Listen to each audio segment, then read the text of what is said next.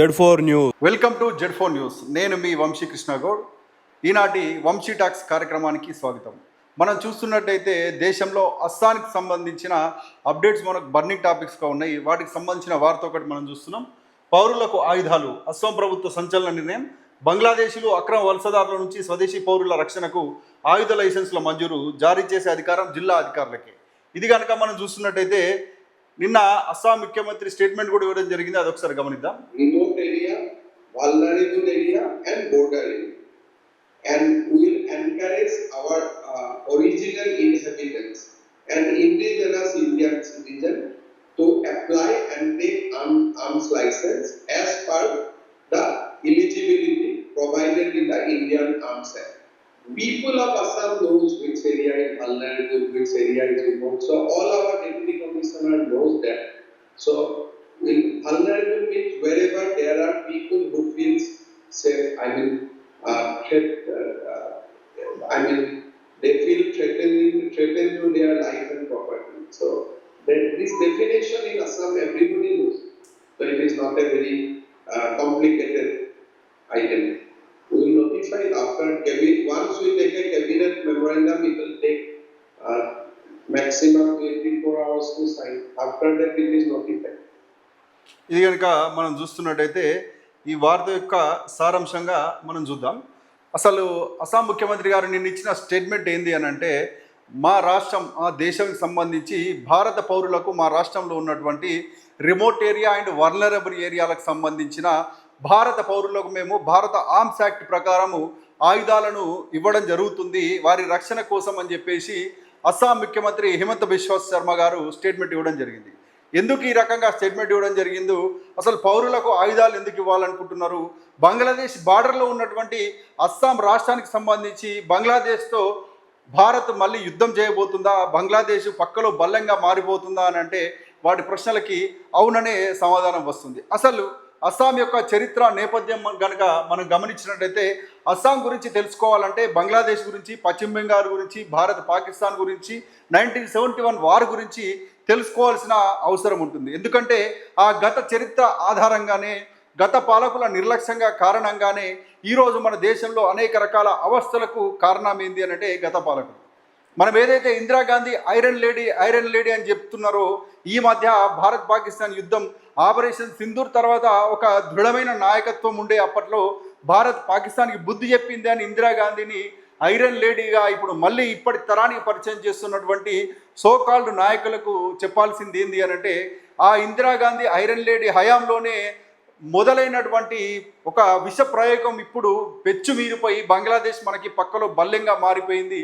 ఈ దుశ్చర్య కారణాలు అప్పటి ఐరన్ లేడీ అని చెప్పవచ్చు. కారణం ఏంది అని మనం గమనించినట్లయితే, భారత్ పాకిస్తాన్ ఏదైతే భారతదేశం నుంచి పాకిస్తాన్గా విడిపోయిందో 1947 ఆగస్టు 14 అర్ధరాత్రి నాడు ఏదైతే భారతదేశం పాకిస్తాన్గా రెండు ముక్కలైందో, మతం ఆధారంగా ముస్లింలు ఒకవైపు వెళ్ళిపోవాలి, హిందువులు ఒకవైపు ఉండాలని చెప్పేసి జిన్నా కుటిల నీతికి అనుకూలంగా ఏర్పడినటువంటి దేశం పాకిస్తాన్.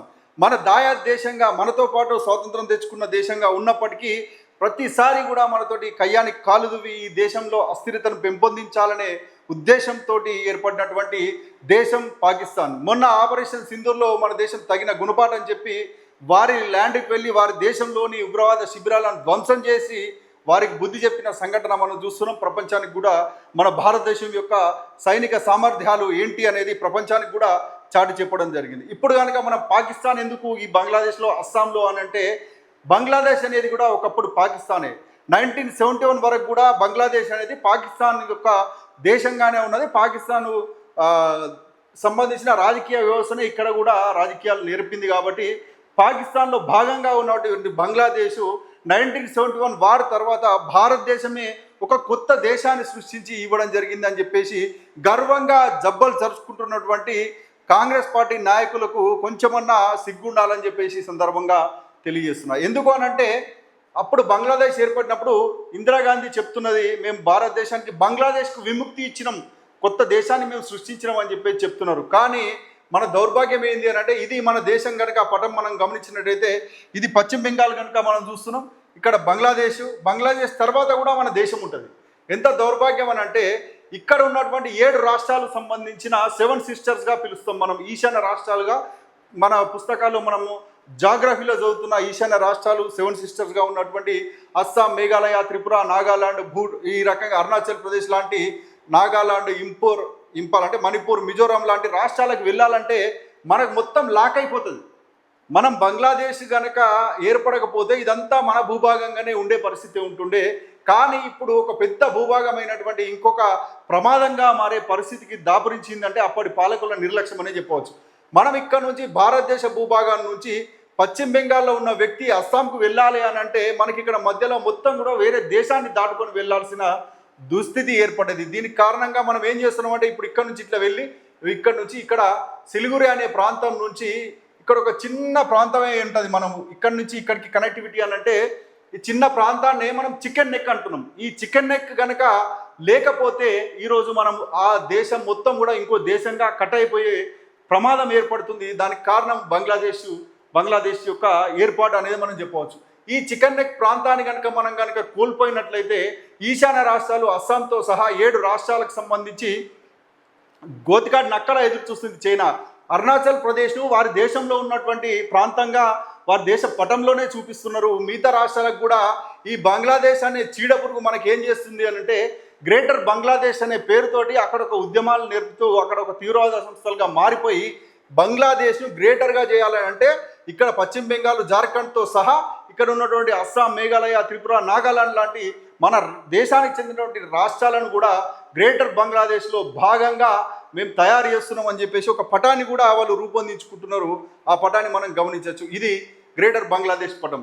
ఏదైతే మన దేశానికి సంబంధించిన పశ్చిమ బెంగాల్, జార్ఖండ్ రాష్ట్రాలతో సహా ఈశాన్య రాష్ట్రాలను కూడా కలుపుకొని బంగ్లాదేశ్ ప్రాంతంలో మొత్తం కూడా గ్రేటర్ బంగ్లాదేశ్గా మేము సాధిస్తున్నాము, మేము అక్కడ పోరాటం చేస్తున్నాము అని చెప్పేసి అక్కడ ఆ దేశంలో ఇప్పటికే ఈ పటాలు కూడా ప్రచురితం అవుతున్నాయి. ఇది చూస్తున్నాం. ఇది ఎందుకు ఇలా జరుగుతుంది అని అంటే ఇప్పుడు కనుక మనం గమనించినట్టయితే ఇప్పటి ఆయుధాలకు, ఈ చరిత్రకు, ఈ బంగ్లాదేశ్కు, పాకిస్తాన్కు సంబంధం ఏంటి అని అంటే ఈ ప్రమాదం నుంచి బయటపడాలనే ఉద్దేశంతో ఒక బలమైన నాయకత్వం అస్సాంలో ఉంది. నిజంగా ఆ బలమైన నాయకత్వం కనుక లేకపోతే మన అస్సాంను లేకపోతే ఇప్పుడున్న ఈశాన్య రాష్ట్రాలతో సహా ఈ చికెన్ నెక్ ప్రాంతాన్ని కూడా దోచుకుపోయే పరిస్థితుల్లో అటు చైనా బంగ్లాదేశ్ను ఎగదోస్తుంది. అసలు బంగ్లాదేశ్లో ఒక ప్రజాస్వామ్యయుతమైన ప్రభుత్వమే లేదు. మహమ్మద్ యూనస్ అనే వ్యక్తిని ఆయన ఏ ఎంపీగా గెలవలే, ఎమ్మెల్యే గెలవలే, ఆయనను తీసుకొచ్చి ఆ దేశానికి అప్పచెప్పిన దుస్థితి ఇప్పుడు బంగ్లాదేశ్లో ఉంది. షేక్ హసీనాను దేశం నుంచి బయటకు వెళ్ళగొట్టేసి బంగ్లాదేశ్కు ఒక ఆపద్ధర్మ ప్రధానమంత్రిని పెట్టినరు. ఆయన మహమ్మద్ యూనస్.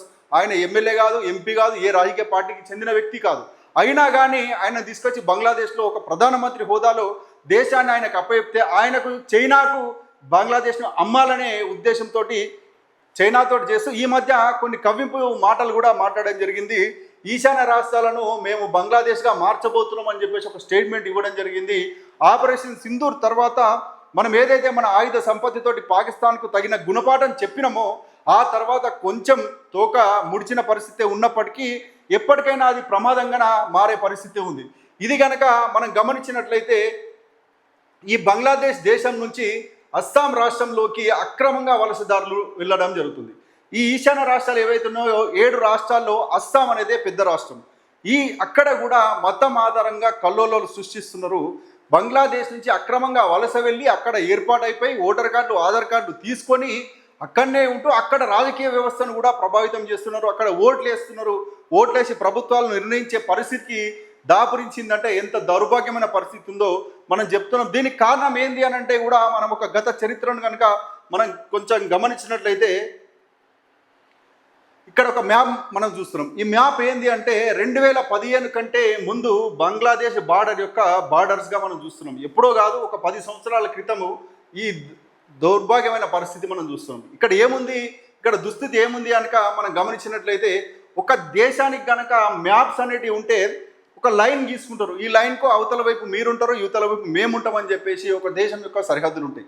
కానీ 1971లో మన ఐరన్ లేడీ ఇందిరాగాంధీ గారు ఏర్పాటు చేసినటువంటి బంగ్లాదేశ్ యొక్క ముఖ చిత్రం ఎట్లా ఉంది, అప్పుడు బార్డర్స్ ఎలా ఉన్నాయి అని అంటే ఇట్లా ఉన్నాయి. ఇది కనుక మనం గమనించినట్టయితే ఈ గ్రీన్ కలర్లో ఉన్నది బంగ్లాదేశ్. ఈ బంగ్లాదేశ్లో ఈ ఆరెంజ్ కలర్లో ఉన్నటువంటి ఈ లేత నారింజ రంగులో ఉన్నటువంటి ఇండియా ఉంటుంది. ఈ ఇండియాలో మళ్ళా ఒక గ్రీన్ కలర్లో ఉన్నటువంటి బంగ్లాదేశ్ ప్రాంతం ఉంటుంది. ఈ బంగ్లాదేశ్ లోపల కూడా మళ్ళీ ఒక ఇండియా ఉంటుంది. ఇది ఈ ప్రపంచంలో ఇంత పిచ్చి తుగ్లకు బార్డర్స్ ఎక్కడా లేవు. కానీ ఇప్పుడు కనుక మనం గమనించినట్టయితే ఎప్పుడో కాదు 2015 కంటే ముందు కూడా ఈ రకమైన పరిస్థితే ఉండే. అంటే ఇక్కడున్న బంగ్లాదేశ్ వ్యక్తి ఇక్కడున్న బంగ్లాదేశ్కి వెళ్ళాలి అని అంటే ఇండియా బార్డర్ను దాటుకోవాలి. వీటిని ఏమంటారు అని అంటే ఎంక్లేవ్స్ అంటారు. ఈ ఎంక్లేవ్స్ ఏంటి అంటే భారతదేశంలో ఒక ప్రాంతం బంగ్లాదేశ్ ఉంటుంది, ఆ బంగ్లాదేశ్లో మరొక ప్రాంతం భారతదేశం ఉంటుంది, ఆ భారతదేశంలో మళ్ళొక ప్రాంతం బంగ్లాదేశ్ ఉంటుంది. ఈ ఎంక్లేవ్స్ అంటే సెకండ్ లేయర్ ఎంక్లేవ్స్, థర్డ్ లేయర్ ఎంక్లేవ్స్గా మారిపోయినాయి. ఇటువంటి ఏదో ఒకటో రెండో ప్రాంతాలు కాదు, 100కు పైచిలకు ప్రాంతాల్లో ఈ రకమైన దుస్థితి ఉంటే ఇదే అనుకూలంగా చేసుకున్నటువంటి బంగ్లాదేశీయులు ఏం చేస్తున్నారు అని అంటే ఈ బార్డర్లు అనేటి ఒక స్థిరమైన బార్డర్ లేకపోవడం వల్ల బంగ్లాదేశ్ వాళ్ళు చాలామంది కూడా ఈశాన్య రాష్ట్రాలకు వెళ్ళిపోయారు. అక్కడికే సెటిల్ అయిపోయి అక్కడ ఓటర్లుగా మారిపోయి అక్కడ రాజకీయాలను ప్రభావితం చేస్తూ భారతదేశంలో అస్థిరతను పెంపొందించాలనే ఉద్దేశంతో వాళ్ళు మతం ఆధారంగా అక్కడ దాడులు చేస్తూ ఉన్నారు. ఈ బార్డరే కనుక సరైన విధంగా అప్పుడు ఇందిరాగాంధీ కనుక చేసినట్టయితే ఇన్నేళ్ళు ఈ దేశం ఈ దుస్థితి ఇలా ఉండేది కాదు. 2015లో భారత ప్రధానమంత్రి నరేంద్ర మోడీ గారు అప్పటి షేక్ హసీనా గారు ఒక అగ్రిమెంట్ చేసుకొని ఆ అగ్రిమెంట్ ద్వారా వాళ్ళు బార్డర్లను సెట్ చేసుకోవడం జరిగింది. ఆ బార్డర్లు సెట్ చేసుకున్న తర్వాత మాత్రమే భారత్ బంగ్లాదేశ్ బార్డర్ అనేది ఒక స్థిరమైన లైన్గా మారిపోయింది. కానీ అంతకంటే ముందు 2015 కంటే ముందు మనం చూస్తున్నట్టయితే ఈ ఎంక్లేవ్స్ సెకండ్ ఎంక్లేవ్, థర్డ్ ఎంక్లేవ్ అని చెప్పేసి ఇండియాలో ఒక బంగ్లాదేశ్, ఆ బంగ్లాదేశ్లో మరొక ఇండియా, ఆ ఇండియాలో మరొక బంగ్లాదేశ్, ఈ రకమైన బార్డర్స్ ఉండే పరిస్థితి దుస్థితి నుంచి మనకు ఒక విముక్తి కలిగింది 2015లో. ఆ తర్వాత కనుక మనం గమనించినట్టయితే ప్రస్తుతం ఉన్నటువంటి ఈ అలజడికి సంబంధించిన వార్తలు మనం చూస్తూనే ఉన్నాం. ఇక మనం గమనిస్తున్నాం.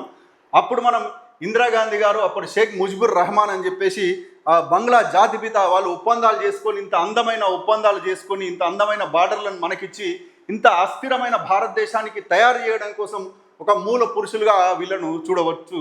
మన స్త్రీమూర్తి ఐరన్ లేడీని కూడా మనం చూస్తున్నాం.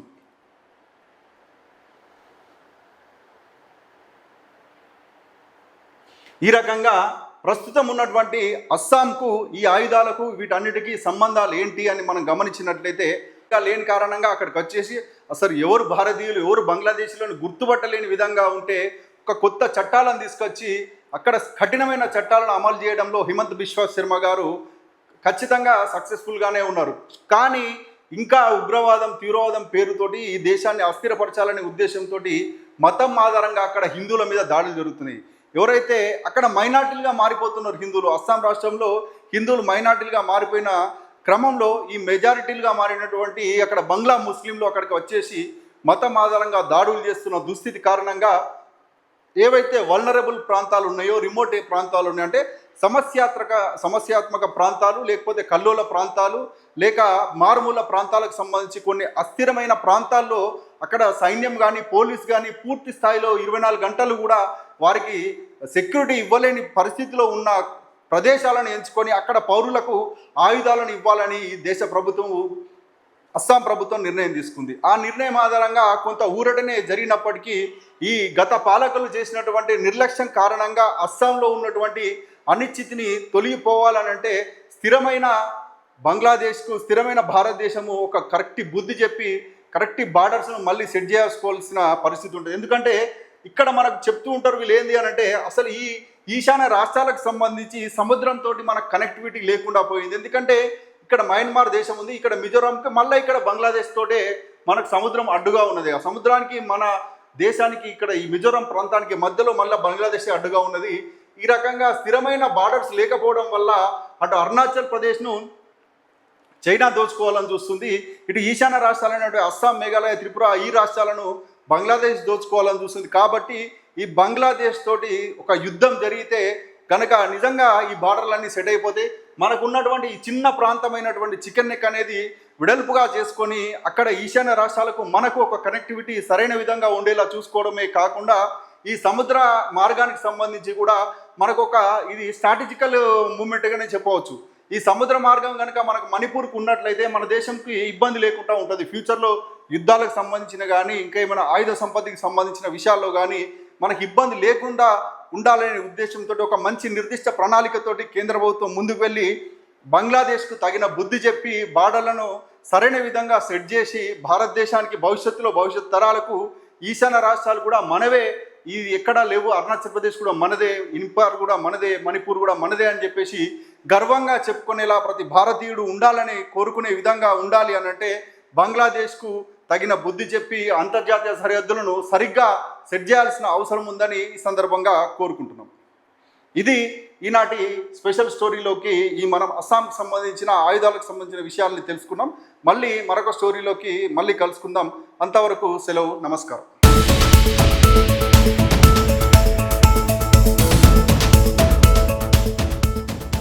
మీరు చూస్తున్నది Z4 న్యూస్.